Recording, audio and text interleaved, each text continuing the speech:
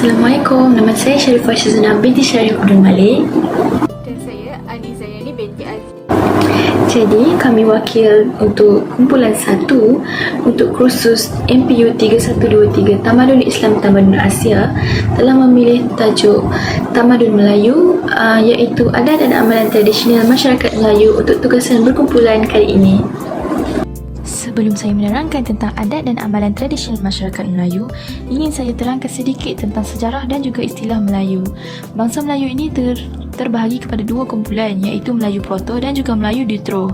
Melayu Proto adalah orang asli dari pegunungan Himalaya yang menggunakan teknologi batu, manakala untuk kumpulan Melayu Deutero pula adalah orang Melayu biasa ataupun Melayu Induk yang datang daripada Kemboja dan menetap di Nusantara yang menggunakan teknologi besi. Istilah Melayu ini telah lama wujud dan tercatat di dalam teks sejarah yang ditemui pada sebuah patung pada tahun 1286 berhampiran muara Sungai Langat. Tamadun Melayu ini dibentuk oleh manusia yang dikenali sebagai Melayu tertumpu kepada wilayah Asia Tenggara yang dikenali sebagai Gugusan Kepulauan Melayu, Gugusan Kepulauan Melayu Indonesia, Nusantara, Alam Melayu dan juga Tanah Jawi. Seterusnya, untuk menjadi seorang yang berbangsa Melayu, mestilah kita kena amalkan adat istiadat Melayu. Jadi, adat istiadat Melayu ini terbahagi kepada 4. Yang pertama adalah adat yang sebenar adat, iaitu hukum tabi'i yang dicipta oleh Allah yang merangkumi setiap benda ataupun unsur di dunia yang wujud dalam keadaan semula jadi. Contohnya, seperti adat api membakar, adat air membasah dan juga adat angin menyejukkan. Adat yang kedua adalah adat yang diadatkan, iaitu peraturan hidup yang diwujudkan oleh nenek moyang orang Melayu dahulu, seperti jangan duduk di atas bantal nanti tumbuh bisul, dan juga anak perempuan yang belum kahwin dilarang menyanyi dalam dapur nanti dapat suami tua. Yang ketiga adalah adat istiadat. Adat jenis ini adalah ritual yang mengiringi sesuatu majlis yang dianggap rasmi. Contohnya seperti adat cukur jambul, adat berkahwin, adat berkatan dan juga adat bertunang. Adat yang terakhir adalah adat resam. Adat resam adalah adat jenis ini merangkumi kebiasaan ataupun kelaziman dari segi perbuatan, berpakaian, makan dan juga sebagainya. Contoh daripada adat resam ini adalah menggarung kepala apabila tidak faham, tersengih apabila malu dan juga sebagainya. Seterusnya, saya akan menerangkan mengenai perayaan. Bagi masyarakat Melayu, terdapat 2 perayaan yang wajib disambut setiap tahun, iaitu Aidilfitri dan Aidiladha. Hari Raya Aidilfitri merupakan hari raya yang disambut oleh umat Islam pada setiap 1 Syawal mengikut kalender Hijrah. Pada pagi hari Raya Aidilfitri, seluruh umat disunatkan menjamu selera terlebih dahulu sebelum pergi menunaikan solat sunat Hari Raya Aidilfitri. Solat sunat akan dilakukan secara berjemaah. Di Malaysia, perayaan ini disambut dengan meriah tidak kira lah yang tua maupun yang muda. Setelah menunaikan solat sunat di pagi raya, ahli keluarga akan menziarahi kubur ahli keluarga yang telah meninggal dunia. Pada masa ini, kubur akan dibersihkan bersama-sama dan membaca Yasin untuk yang telah tiada. Antara amalan yang wajib dilakukan adalah menziarahi antara satu sama lain. Sudah menjadi tradisi bagi sesetengah keluarga, mereka akan menziarahi saudara mara yang sudah setahun tidak berjumpa. Di kesempatan ini, mereka akan mengeratkan silaturahim dan memohon maaf atas segala kesalahan yang telah dilakukan. Selain itu, juga amalan yang wajib dilakukan adalah pemberian duit raya kepada anak-anak. Orang yang lebih tua akan memberi sedikit duit ataupun hadiah kepada anak-anak yang masih kecil, tidak kira lah berapa pun nilainya. Aktiviti memasang pelita juga amat meriah. Pada setiap 10 malam terakhir Ramadan, kebanyakan rumah akan memasang pelita bagi menyambut kedatangan malam Lailatul Qadar. Ini juga dikenali sebagai malam 7 liku. Pemasangan lampu pelita ini juga bertujuan bagi memberikan semangat kepada orang berlumba mengejar 10 malam terakhir. Selain itu juga, rumah terbuka banyak diadakan bagi meraihkan ahli keluarga, sanak saudara dan sebagainya. Rumah terbuka ini akan berlanjutan selama sebulan sehingga tamatnya Syawal. Seterusnya bagi Hari Raya Aidiladha pula, ia disambut bagi mengingati peristiwa perintah Allah Subhanahu Wa Taala kepada Nabi Ibrahim untuk menyembelih anaknya Nabi Ismail alaihi salam. Menunjukkan ketaatan beliau kepada Allah Subhanahu Wa Taala, akhirnya Allah Subhanahu Wa Taala menggantikan dengan seekor kambing. Maka bagi mengingati peristiwa ini, setiap tahun kita disarankan untuk melakukan ibadah kurban. Pada awal pagi, kita disunatkan untuk solat sunat terlebih dahulu sebelum makan. Solat sunat juga akan menjadi sedikit awal bagi memberi laluan kepada ibadah kurban. Setelah selesai sesi melapah daging, daging-daging tersebut akan diagihkan. Ada yang sesetengah akan membuat kenduri. Memang pada hari tersebut meriah dengan jadah lauk yang terdiri daripada kibas, lembu dan kambing. Kebiasaan perayaan Hari Raya Aidiladha juga sama seperti Hari Raya Aidilfitri. Amalan kunjung-mengunjung tetap berjalan seperti biasa bagi mengeratkan lagi silaturahim.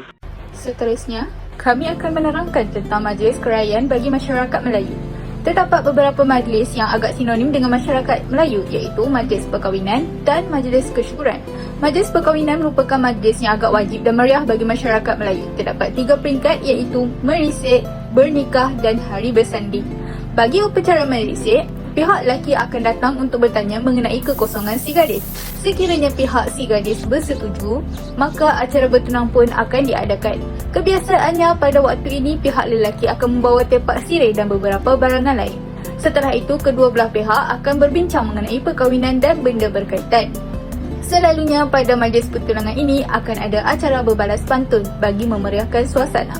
Setelah itu, akad nikah akan berjalan mengikut tarikh yang telah ditetapkan sebelum ini. Imam akan menanyakan beberapa soalan berkenaan keagamaan bagi mengetahui adakah pengantin lelaki telah bersedia ataupun tidak. Setelah acara akad nikah selesai, selalunya akan ada majlis kesyukuran, iaitu hari langsung atau hari bersanding. Hari langsung atau hari bersanding merupakan kemuncak istiadat perkahwinan. Pada hari inilah pengantin digelar raja sehari. Sebelum sampai waktu bersanding, pengantin lelaki dan perempuan akan diandam, dan sebelum upacara bersanding bermula, pengantin perempuan akan bersalin pakaian dan kemudiannya dibawa duduk di atas pelamin. Majlis perkahwinan dan lain-lain majlis kerajaan akan diadakan dengan bergotong royong. Adat ini telah diamalkan sejak beratus tahun dahulu. Ibu bapa pihak pengantin akan mendapat huluran berisi wang ketika didatangi tetamu ke majlis tersebut. Seterusnya pula mengenai kelahiran. Terdapat beberapa amalan yang diamalkan sehingga kini dan terbahagi kepada beberapa peringkat. Masih terdapat beberapa masyarakat Melayu yang menyambut acara aktiviti melengkang perut. Aktiviti ini dilakukan ketika kandungan anak yang berumur 7 bulan. Aktiviti ini bertujuan bagi mengelakkan kecelakaan bagi ibu mengandung dan anak yang dilahirkan itu sempurna sifatnya. Seterusnya, adat mandi bunga bagi ibu mengandung untuk fizikal dan semangatnya. Apabila lahirnya seorang bayi tersebut, maka disunatkan untuk azan dan iqamat bagi kedua belah telinganya. Seterusnya pula adalah mentahnik si bayi dengan buah tamar atau sesuatu yang manis. Setelah itu, berilah nama-nama yang baik, maksudnya untuk si bayi agar menjadi doa untuknya. Setelah 7 hari kelahiran bayi tersebut, selalunya akan diadakan majlis mencukur jambul dan naik buayan. Setelah mencukur rambut, disunatkan bagi bersedekah berupa emas ataupun perak mengikut berat rambut bayi yang dicukur. Bab seterusnya pula mengenai kematian. Apabila berlaku kematian, ahli keluarga akan maklumkan terlebih dahulu kepada Tok Imam. Kemudian Tok Imam akan memaklumkan kepada orang ramai. Mayat tersebut akan diletakkan di ruang tengah rumah dan dibaringkan serta ditutup dari kepala hingga kaki dengan selai kain. Kepalanya dihadapkan ke arah kiblat dan kedua-dua tangannya pula dikiamkan, iaitu tangan kanan ditindihkan ke atas tangan kiri ke dada. Semasa mayat berada di dalam rumah, sebarang jamuan tidak akan diadakan. Sebelum dikebumikan, mayat dimandikan oleh tukang mandi mayat dengan tertib dan cermat. Selepas itu, jenazah akan dimasukkan ke dalam keranda dan diusung ke tanah perkuburan. Kaum lelaki digalakkan menghantar jenazah hingga ke kubur. Sebaliknya, kaum wanita kurang digalakkan. Keduri arwah dan doa selamat akan diadakan oleh keluarga si mati selepas jenazah selamat dikebumikan. Ia diadakan pada hari pertama, ketiga, ketujuh, ke-44 atau ke-100 hari. Tujuannya adalah untuk mendoakan kesejahteraan si mati yang berada di alam barzah. Makanan merupakan syurga dunia. Dalam masyarakat Melayu terdapat banyak makanan yang sangat mendapat tempat di hati semua. Antaranya adalah tempoyak, nasi lemak, lempeng, tapai dan dodol. Tempoyak merupakan salah satu makanan tradisional hasil diaspora etnik Melayu yang terkenal di Sumatera dan Malaysia.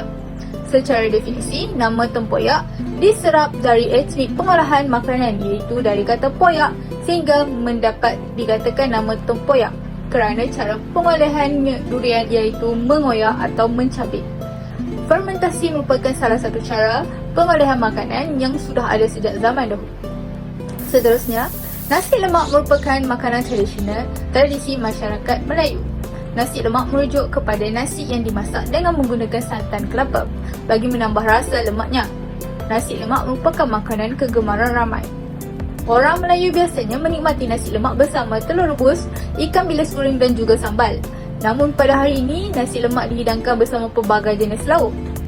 Nasi lemak lazimnya disebut demikian di Semenanjung Melayu dan Pantai Timur Sumatera. Lempeng atau pancake adalah makanan jenis kek yang dimasak menggunakan butter sebagai bahan utama di atas permukaan rata yang panas seperti kuali yang disapu minyak atau mentega. Terdapat dua jenis lempeng iaitu lempeng biasa dan lempeng kelapa. Lempeng berbentuk lepe yang dimakan bersama sambal bilih atau kuah kari. Hidangan ini juga sesuai dimakan pada minum petang dan minum malam bersama kopi. Tapai merupakan hidangan pencuci mulut yang diperbuat daripada beras pulut atau ubi kayu. Namun, tapai pulut lebih popular dan digemari ramai berbanding tapai ubi. Bahan yang digunakan untuk membuat tapai agak ringkas, seperti beras pulut atau ubi kayu, ragi dan sedikit gula. Kesemua bahan tersebut akan dicampur bersama dan dibungkus. Dia akan disimpan dan diperam di dalam pasu tempayan besar yang ditutup dengan kain selama 3 hari. Terdapat pantang larang semasa hendak membuat tapai. Seseorang itu tidak boleh memakan sirih atau mendekatkan dengan benda yang berwarna merah semasa tapai ini sedang dibungkus. Jika melanggar pantang, maka tapai tersebut akan bertukar warna menjadi merah dan rasanya pula tidak sedap. Tapai yang telah dimasak perlu dihabiskan dalam tempoh 2 hari kerana rasanya akan menjadi semakin manis. Dan yang terakhir adalah dodol. Ia merupakan sejenis pencuci mulut yang begitu terkenal di negeri Melaka. Pembuatannya agak rumit sehinggakan generasi masa kini tidak mahir membuatnya. Bahan-bahan yang digunakan untuk membuat dodol terdiri daripada santan, kelapa, tepung beras, gula pasir, gula Melaka dan garam.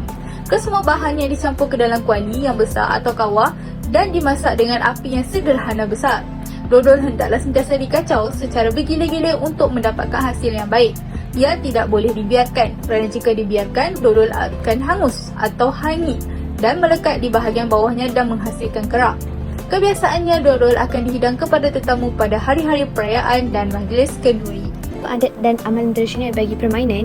Seperti yang kita tahu, permainan tradisional merupakan permainan yang dimainkan oleh generasi pada zaman dahulu, yakni pada zaman nenek moyang kita dahulu. Okey, permainan ini juga dikenali sebagai permainan rakyat. Okey, permainan tradisional ini boleh dimainkan sama ada di luar ataupun di dalam rumah. Selain itu, ianya juga boleh dimainkan secara berpasangan ataupun individu. Antara contoh permainan tradisional masyarakat Melayu ialah seperti waw, congkak, gasing, batu serempan, sepak takraw ataupun sepak raga, ting-ting, baling selipar, galah panjang, guli dan laga biji getah. Antara permainan tradisional yang terkenal sehingga zaman sekarang yang kami masukkan di dalam laporan adalah sepak raga, congkak dan waw. Okey, yang pertama sekali adalah sepak raga. Seperti yang kita tahu, sepak raga ataupun takraw ini sangat dikenali pada zaman sekarang. Dan cara untuk bermain sepak raga adalah dengan beberapa pemain berdiri dan membentuk satu kumpulan. Dan permainan ini akan dimulakan dengan salah seorang pemain melambung bola kepada rakannya dengan tangan dan kemudian bola itu akan ditimang dengan kakinya sekali atau beberapa kali dan seterusnya akan menendang ke arah pemain lain. Di samping itu adalah congkak. Terusnya adalah congkak, iaitu cara bermain congkak pula ialah terdapat peraturan yang perlu diikuti. Antaranya congkak ni hanya dimainkan secara 2 orang saja. Kemudian biji itu digenggam dan dilepaskan ke setiap lubang mengikut arah. Seterusnya, pihak lawan akan meneruskan permainan hingga kesemua bijinya sudah dihabiskan. Dan seterusnya, gerakan akan diteruskan hingga buah yang terakhir pada tangan dimasukkan ke dalam lubang kosong di kawasan sendiri ataupun di kawasan pemain. Dan hendaklah berhenti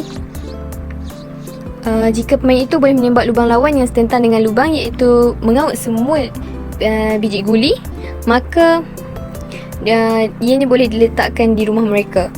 Dan seterusnya adalah waw. Seperti yang kita tahu, permainan waw ini adalah permainan yang dimainkan oleh 2 orang. Dan seseorang akan memegang waw dan seorang lagi akan memegang anjung tali. Dan apabila angin bertiup, maka tali akan ditarik melawan arus. Dan sehinggalah waw atau layang tersebut terbang tinggi di udara. Sekian. Sebenarnya, adat dan amalan tradisional Melayu masih diamalkan sehingga kini. Tetapi generasi sekarang banyak telah melupakan. Jadi semoga selepas ini kita masih mempraktikkan lagi segala amalan dan tradisi masyarakat Melayu secara turun-temurun. Okey, sekian daripada kumpulan kami. Sekian, terima kasih.